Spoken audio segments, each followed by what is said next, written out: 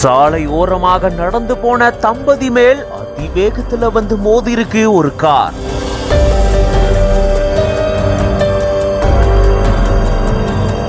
Car மோதின வேகத்துல மனைவி துடிதுடிச்சு உயிரிழந்திருக்காங்க.